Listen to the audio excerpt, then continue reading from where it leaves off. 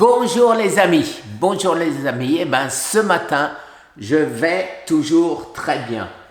Tension 125 sur 80, mon sucre 82 d'indice glycémique et mon poids 73 kg. J'ai perdu à peu près 2 kg depuis que j'ai commencé à manger très raisonnablement. Alors, qu'est-ce que je peux vous raconter d'autre ce matin? Eh bien, que j'ai changé mon état d'esprit, je ne me pose plus de questions en ce qui concerne mes résultats de mes examens du 25, qui sont en fait reportés au 26. Et donc, le 26, j'aurai des examens qui vont conclure à ma guérison et non pas qui vont essayer de savoir si j'ai encore le cancer. Alors voilà, aujourd'hui je parle de mon cancer qui n'existe plus, mon cancer qui a disparu, mon cancer qui est soigné. Et pourquoi je dis ça? Parce que j'en suis convaincu. J'en suis convaincu. La preuve en est, par exemple, au niveau de ma prostate maintenant. Vous vous rappelez peut-être que une heure et demie maximum, et je dormais pas, c'était terrible. Aujourd'hui, j'arrive à dormir 4h30 d'affilée sans avoir à aller faire pipi. Est-ce que, vous qui avez 68 ans, les amis, est-ce que vous pourriez me dire, vous, si vous dormez, si vous devez 8 heures d'affilée, donc sans aller faire pipi, ou si vous aussi vous devez vous lever une fois dans la nuit pour aller faire pipi. Voilà, donc ça ce serait un petit sondage qui me ferait plaisir de savoir si maintenant ma prostate est normale ou si elle est toujours un peu déficiente du fait de devoir se lever une fois. Alors maintenant, mes os, pas la moindre douleur aux os, donc j'espère n'avoir plus, non pas j'espère, je sais n'avoir plus de cancer des os. Alors maintenant, il me reste les lymph nodes, où c'est les ganglions lymphatiques en anglais, où j'étais atteint au niveau de l'aine ici. Et vous avez été très nombreux, et Val en particulier, m'a fait comprendre que c'était une cruralgie.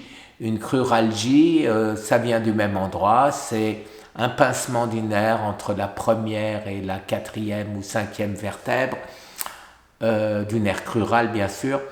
Et donc, écoutez, ça semble s'améliorer, j'ai moins mal et puis ça va partir. Je fais les exercices que Val m'a recommandés, de manière à faire disparaître ça. Je n'ai pas de douleur dans le dos, Val, comme tu me disais, en mettant mes jambes à droite puis à gauche, genoux fléchis. Donc de ce côté-là, tout va bien. Alors maintenant, vous le savez, depuis que j'ai commencé mon jeûne, tout ce que j'avais comme pathologie plus ou moins chronique, comme le psoriasis, ont disparu, toutes mes pathologies ont disparu, des fois encore, mais je pense que c'est plus nerveux qu'autre chose, parce que quand je suis ému, quand j'ai une raison, je continue à trembler, mais voilà, un petit peu, un petit peu. Mais ça aussi, ça s'améliore, et je le sens, parce que ça doit être aussi nerveux, puisque je sens mon bras un peu ankylosé quand je tremble. Donc dès que j'ai le bras un peu ankylosé, je sais que je vais trembler, ou c'est parce que j'ai eu un stress quelconque. Et le stress, je l'évacue. Je l'évacue au maximum parce que vous le savez les amis, savoir ce qu'il faut faire n'est pas suffisant. Il faut savoir le faire. Et donc, voilà, l'alimentation maintenant, je pense que c'est quelque chose d'acquis. Il y a des choses qui sont très importantes et il y a des choses qui sont anecdotiques. Alors, quand je fais le tour des nutritionnistes. Quand j'essaye de voir ce qui les rassemble, eh ben c'est toujours la même chose. C'est toujours la même chose, ça veut dire pas de sucre, surtout de sucre raffiné, pas de farine blanche, rien de chimique, tout ce qui est en plastique, voilà, et enfin bon, on le sait tous, on le sait tous. Après, est-ce que l'histoire du lait, puisqu'on a eu une discussion c'était hier ou avant-hier, là-dessus, il y en a qui sont pour, il y en a qui sont contre, il y en a qui pensent que ça ne sert à rien, que ça ne change rien, je veux dire. Pareil pour la viande, à partir du moment où elle n'est pas calcinée et à partir du moment où c'est de la viande saine et non pas de la viande bourrée d'hormones, voilà, bourrée d'antibiotiques. Mais c'est anecdotique. Comme vous le savez, moi j'ai fait des jeûnes. Quand j'étais en Espagne, j'ai mangé la charcuterie parce qu'il n'y avait pas de sucre dedans, et puis ça ne m'a rien fait du tout. Je me suis régalé avec un bon foie gras. Je ne pense pas là que ce soit si on ne fait pas d'excès, c'est-à-dire si on ne remplace pas ces légumes verts et tout ce qui est sain par des choses malsaines, eh ben c'est certain que ce n'est pas trop grave si on fait un petit excès une fois par semaine. Je pense là que je rejoins la majorité des gens qui sont trop durs avec eux-mêmes. J'ai été très très dur avec moi-même, vous le savez. Je suis un samouraï, c'est vous qui m'avez nommé comme ça. Ça fait 1 an et demi que je ne mange presque rien, que j'ai fondu, et quand je remange un peu, je reprends très vite du poids. Alors ma stratégie jusqu'au 26, puisque maintenant c'est le 26, c'est non plus le 25, mon scanner et ma scintigraphie. Alors ma stratégie, je n'en ai pas. Je n'en ai pas, j'embête tout le monde à savoir est-ce que je mange une fois par jour, sachant qu'en mangeant une fois par jour, je repose mes reins, je repose mon foie, je repose mes intestins. J'améliore certainement mon biotope, mais par contre, je ne rentre pas en autophagie profonde, c'est-à-dire que mes petits guerriers ne vont pas à l'attaque des cellules mal formées, des cellules malades de mon corps, à savoir s'il reste des cellules cancéreuses. Donc j'embête tous mes amis à leur demander: qu'est-ce que tu ferais à ma place aujourd'hui? Est-ce que tu referais un jeûne jusqu'au 26? Est-ce que tu referais un jeûne sec de 5 jours et tu remanges après pour être en pleine forme le jour de ma scintigraphie? J'opte a priori pour cette deuxième solution. Pas dépasser 5 jours pour pas m'épuiser, et ne boire que le strict nécessaire, à savoir, comme disent de grands professeurs américains, moins de 20 centilitres par jour, qui ne me servirait qu'à prendre mes nutriments le matin et le soir. Nutriments, je vous le rappelle, avec 0 calories. Parce que si vous mangez des calories, si vous absorbez des calories, ce n'est plus un régime.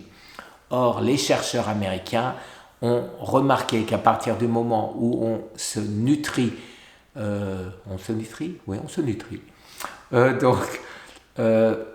sans prendre de calories, ça n'interrompt pas l'autophagie. Si on prend des calories, ça interrompt l'autophagie.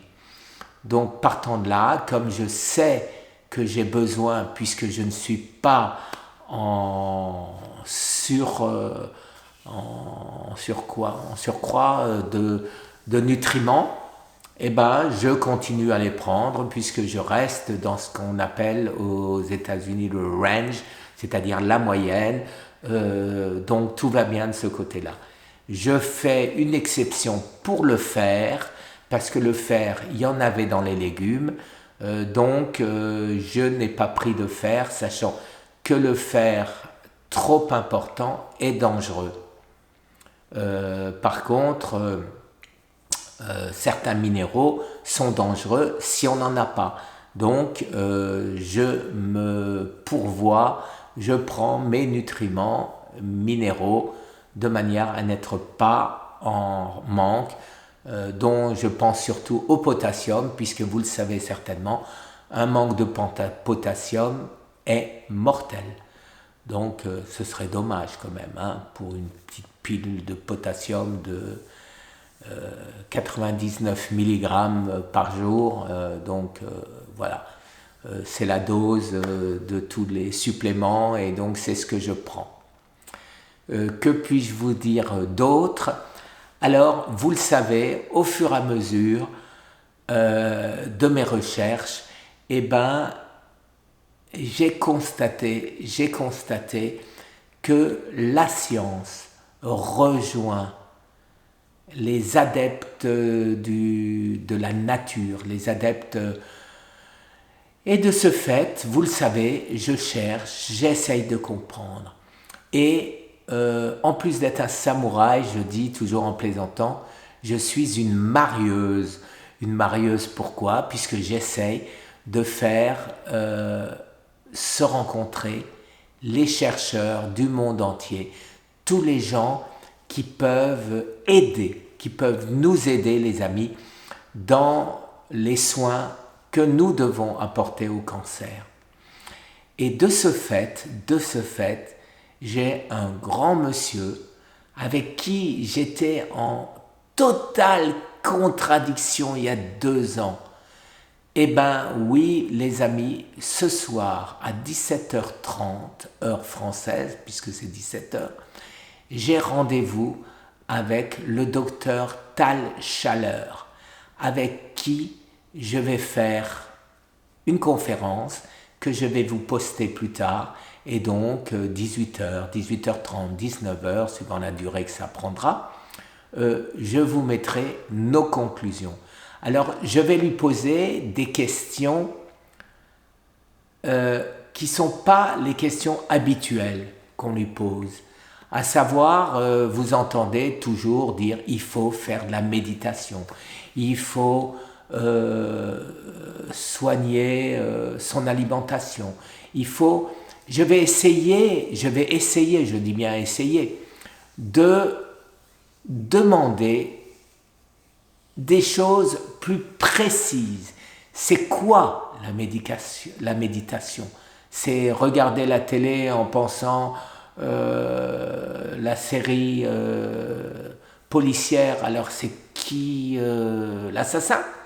Ou c'est se réfugier dans la religion? Ou c'est ce que moi je considère ma méditation, mon apport à vous-même, c'est-à-dire mon combat pour vous aider les amis.